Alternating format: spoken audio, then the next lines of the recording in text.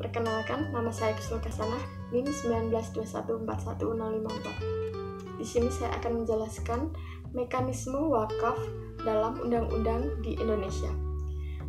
Wakaf tanah hak milik setelah berlakunya Undang-Undang Nomor 41 Tahun 2004 tentang wakaf. Sebelum munculnya undang-undang tersebut, banyak problematika perwakafan tanah hak milik yang melibatkan ahli waris wakif dengan nadir karena praktik wakafnya tidak didaftarkan atau dicatatkan.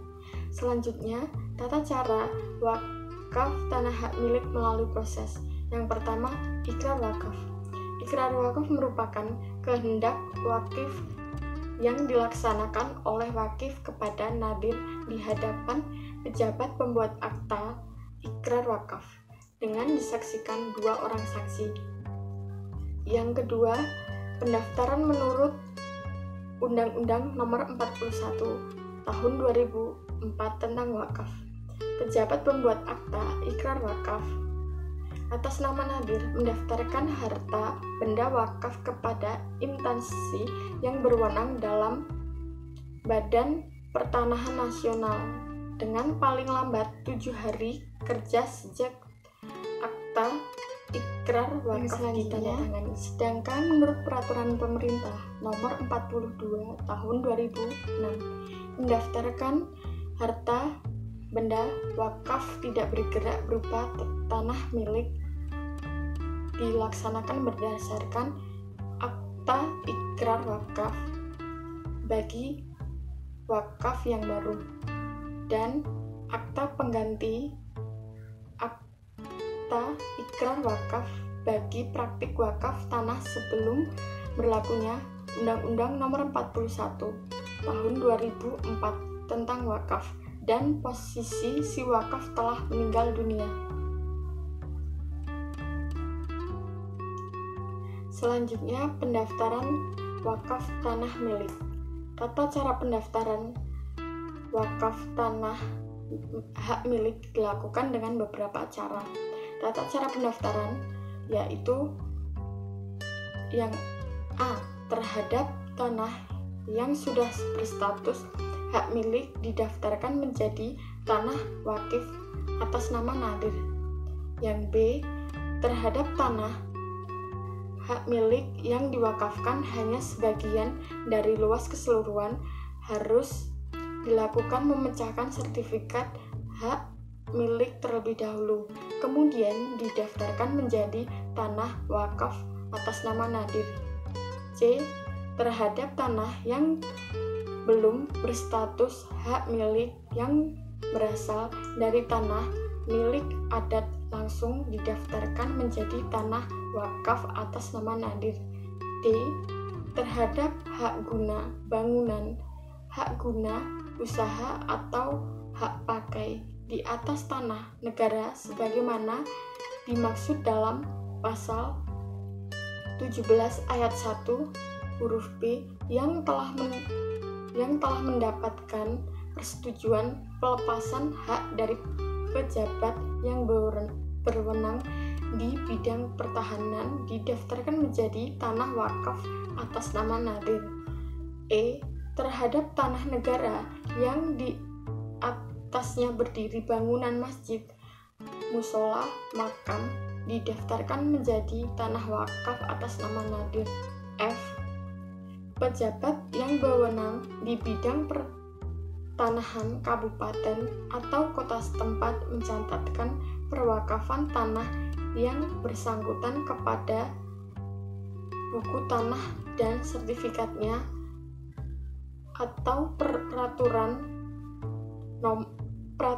pemerintah Nomor 42 Tahun 2006 tentang pelaksanaan Undang-Undang Nomor 41 Tahun 2004 tentang wakaf.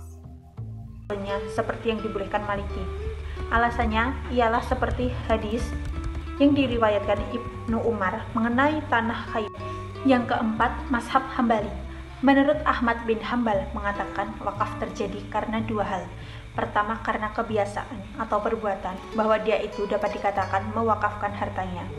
Bila telah jelas seseorang mewakafkan hartanya, maka si wakif tidak mempunyai kekuasaan bertindak atas benda itu dan juga menurut Hambali tidak bisa menariknya kembali. Selanjutnya, saya akan menjelaskan tentang wakaf menurut hukum positif. Hukum positif adalah lawan dari istilah alam dalam konteks hukum alam. Hukum positif adalah hukum yang dibentuk, dibuat, atau ditetapkan. Sedangkan kebalikannya, hukum alam adalah hukum yang tidak dibentuk, dibuat, atau ditetapkan. Hukum positif juga diterjemahkan dari bahasa Latin ius positum, yang secara harfiah berarti hukum yang ditetapkan, atau justul recht. 1. Andrew Altman memberikan pengertian hukum positif sebagai legal rules laid down by a state. Hukum positif adalah aturan-aturan hukum yang ditetapkan oleh negara. Yang kedua, John Austin mengemukakan bahwa hukum positif adalah law set by political superiors to political inferiors. Hukum positif adalah hukum yang ditetapkan oleh mereka yang memiliki kedudukan politik lebih tinggi kepada mereka yang memiliki kedudukan politik rendah. Lebih lanjut, John Austin menyatakan setiap hukum positif ditetapkan oleh orang atau sekelompok orang yang berdaulat dan diterapkan kepada anggota atau anggota masyarakat politik yang independen di mana orang atau kelompok orang yang berdaulat itu berada. Yang ketiga, menurut Bidzina Savanelli, hukum positif adalah seperangkat aturan hukum yang ideal yang mengatur mengenai warga negara, politik, ekonomi, sosial, dan hubungan. Jadi, tinjauan hukum positif adalah penyelidikan terhadap suatu peristiwa untuk mengetahui keadaan yang sebenarnya, yang berlandaskan undang-undang yang berlaku dan peraturan pemerintah serta peraturan lainnya yang berlaku umum demi menciptakan kesejahteraan masyarakat. Sekian presentasi dari saya. Terima kasih. Wassalamualaikum warahmatullahi wabarakatuh. Assalamualaikum warahmatullahi wabarakatuh. Nama saya Divitri Arianti, NIM 19214104. Di sini saya akan menjelaskan tentang wakaf menurut hukum positif dan menurut hukum Islam. Yang pertama yaitu hukum positif. Tinjauan hukum positif adalah penyelidikan terhadap suatu peristiwa untuk mengetahui keadaan yang sebenarnya yang berlandaskan undang-undang yang berlaku demi menciptakan kesejahteraan masyarakat. Adapun pengertian wakaf menurut undang-undang yang berlaku di Indonesia. Yang pertama ada wakaf dalam kompilasi hukum Islam.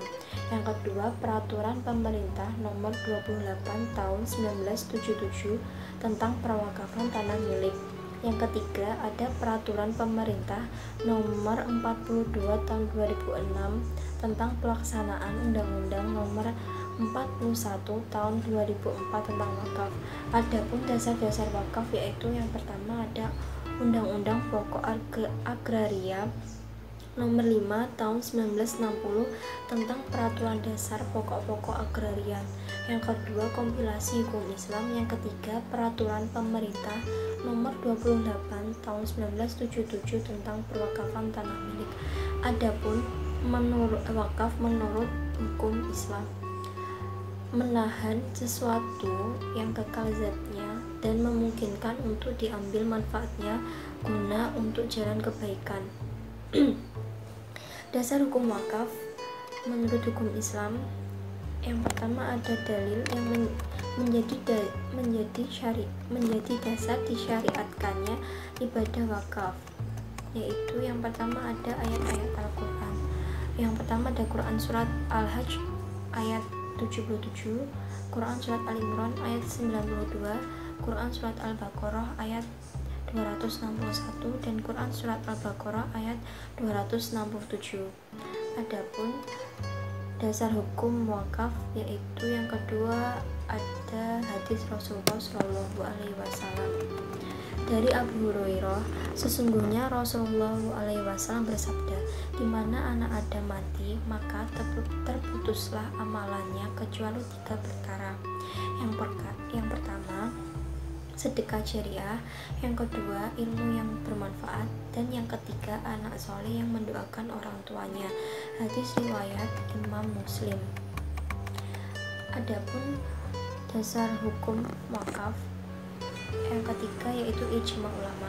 Selain dari Al-Quran dan hadis, para ulama sepakat menerima wakaf sebagai satu amalan jariah yang disyariatkan dalam Islam. Tidak ada orang yang dapat menafikan dan menolak amalan wakaf dalam Islam, karena wakaf telah menjadi amalan yang senantiasa dijalankan dan diamalkan oleh para sahabat Nabi dan kaum muslimin sejak zaman dahulu Islam sampai sekarang. Sekian presentasi dari saya, kurang lebihnya mohon maaf. Wassalamualaikum warahmatullahi wabarakatuh.